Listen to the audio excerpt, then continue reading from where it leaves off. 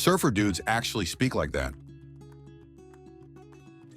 I'm from Quebec, and when we went down to Boston for a school trip, I sneezed in public and heard 2 or 3 people say, "Bless you." Quite a weird rumor I had heard not 2 months prior to that. I thought it was nice. I really want to check something.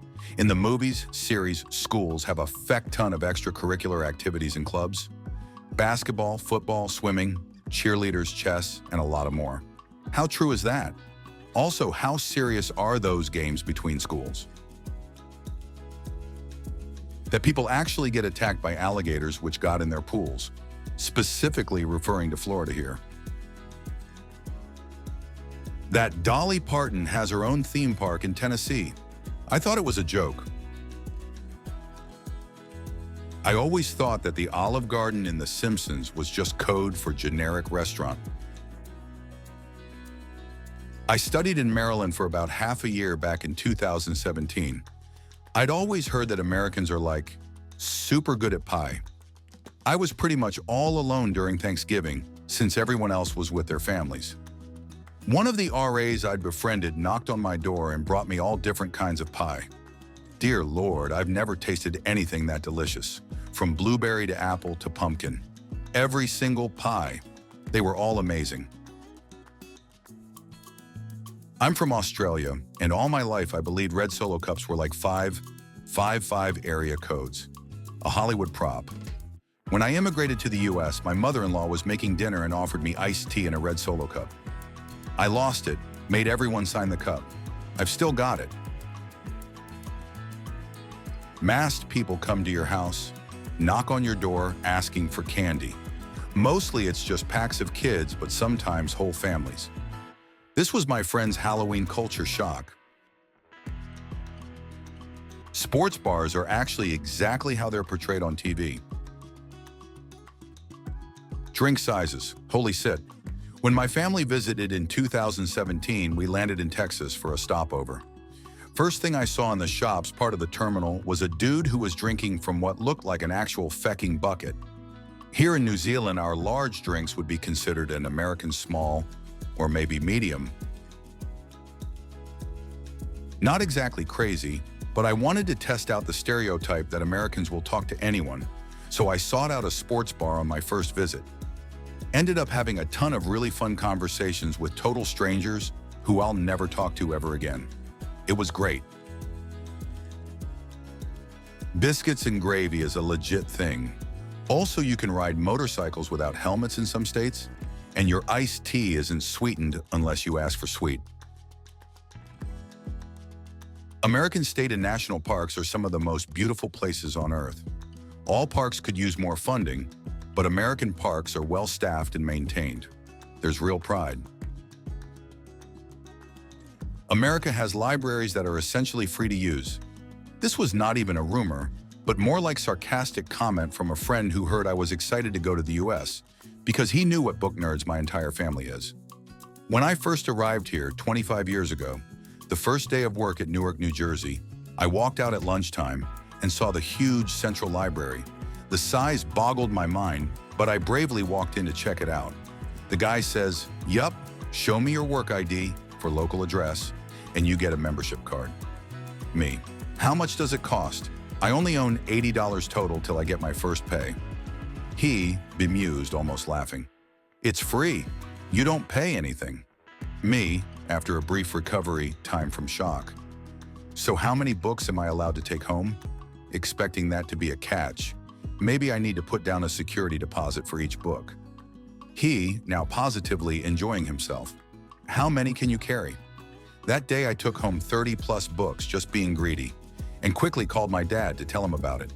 For a guy who painstakingly would browse used bookstores in small-town India just to get his kids great books to read, he was suitably amazed. He was puzzled if that would kill the bookstore business, because who'd buy if such free libraries existed? Till date, I remember the gratitude I felt that day for being able to come here. And when Dad visited some years later, I would drop him off at a library on my way to work, and he'd be lost in it all day. The minimal amount of paid days off you get from work. A friend of mine from Wisconsin was very proud he got 20 days off per year. If someone in Germany would offer me only 20 days, I would laugh at him and leave. So student loans. How does it work in USA? In the UK, when you go to university, you take out a student loan. And after university, when you earn a certain amount per year, a percentage above that threshold goes towards paying it back. However, if you don't earn that much, I don't know how much, maybe 20 to 25,000 per year, then you pay nothing. Then after a while, if you haven't paid it back, 30 years, maybe 40, then it just disappears and you don't have to pay it. In America, do you have to pay regardless of income?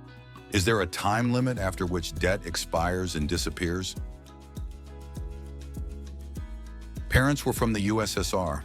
They were shocked on how nice you Americans are. They said that y'all a weird type of nice, but nice regardless.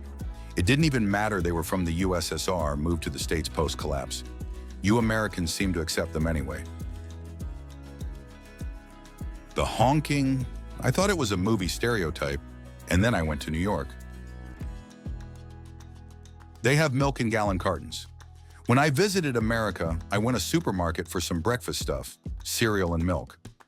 All they had was milk in gallons. Who could possibly have that much milk? I asked for a smaller carton, and the lady who worked there just laughed at me and made a remark about, "Don't we like milk in England?" That American kids eat straight sugar. Walked onto the playground and saw kids chugging these long, thin sticks. I tried and it was just colored sugar lol. Called them pixie sticks. Before I came to the States, as we called it, I lived in Germany. The area I lived in had no fireflies. So when I got to the States, I did not believe my eyes. As I finally saw fireflies light up the world as I fell asleep. I also thought that New York City was a popular fictional city. I didn't believe it actually existed. At the time, it seemed too large and extraordinary to possibly exist. The "Take Me Out to the Ball Game" song that's apparently sung at baseball games. Still not entirely sure that guy wasn't taking the piss out of me. You can see into the public toilet cubicles. That your country is huge. I got off the plane and asked the cab guy how far the hotel was, and he said about 30 miles. I almost had a heart attack. Turns out cabs are cheaper than the UK. I can't remember the price I paid, but I was pleasantly surprised. The UK cabs are like £4 per mile. Also, you would get laughed of the taxi for asking to go 30 miles and not taking the train. I'm in Canada, Southern Ontario. Not really crazy, but I just learned you guys have like outdoor sirens that get tested somewhat frequently. I've only heard those noises in video games and movies until my friend sent me a clip, because I had no idea it actually happened.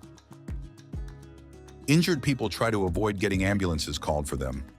I heard that Americans had to pay for an ambulance ride and thought at most it would just be an amount to cover petrol.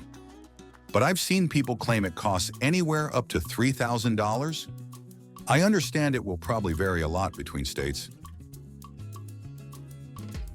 They have garbage disposals in their kitchens. That's just so wild to me. To clarify, I'm from the UK. I'm aware that they're not the same as bins, trash cans, and that they're mainly for food waste and scraps. I'm also delighted that they're called garberators in Canada. Homeowners associations, what the feck is up with that? As a Brit living in America, the amount of pharmaceutical commercials on TV is creepy. Smiling person living life to the fullest. Narrator, side effect include anal bleeding, gigantism, lupus, skin shedding, and death. Ask your doctor about Prolax today. Not me, but my dad.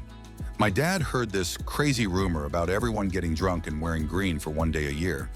He obviously didn't know this was a holiday and was like, what the feck? When he came to the US and discovered St. Patrick's Day, he was amazed.